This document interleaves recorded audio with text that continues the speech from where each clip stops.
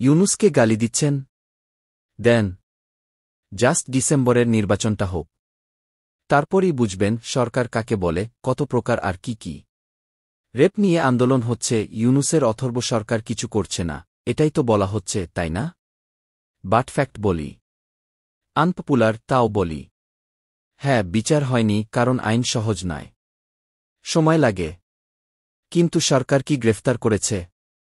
শুনে অবাক হতে পারেন, করেছে। গত কিছুদিনের বেশিরভাগ ধর্ষণ মামলার আসামিরা এখন জেলে। আচিয়ার ধর্ষকদের অভিযোগ পাওয়ার সাথে সাথে গ্রেফতার করেছে এই অথর্ব সরকার। রাজনৈতিক সরকার হলে কি করত? অমুক এমপি, তমুক নেতা, এমনকি মন্ত্রী ফোন করে বলত, আমার লোক, ধরবা না। তারপর পুলিশ ধরত না। বনশ্রীর সেই গুলি করে ডাকাতির কথা মনে আছে? ইউনূস না থাকলে এই ডাকাত ধরা পড়ত? তদন্ত করতে গিয়ে যদি দেখা যেত কোনো দলের নেতা জড়িত, সাথে সাথে পুলিশ ম্যানেজ হয়ে যেত।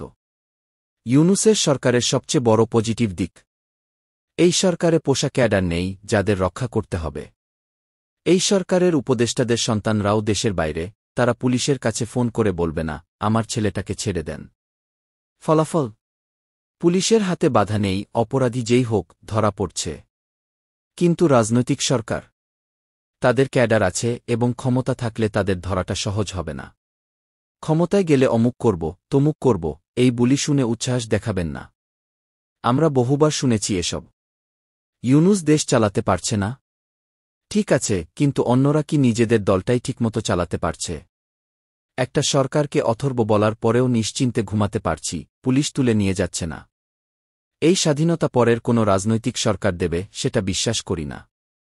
সেদিন যখন একজন স্বরাষ্ট্রমন্ত্রীকে অথর্ব বলার পর রাতের ঘুম হারাম হবে, তখন আমরা অবশ্যই এই অথর্ব ইউনূস সরকারকে মনে করব। একজন প্রধানমন্ত্রী ছিল যাকে অথর্ব, বুইডা, ব্যর্থ বলা যেত, তাও নিশ্চিন্তে ঘুমানো যেত। সেই দিন আমরা এই সরকারকে মনে করব, বারবার মনে করব।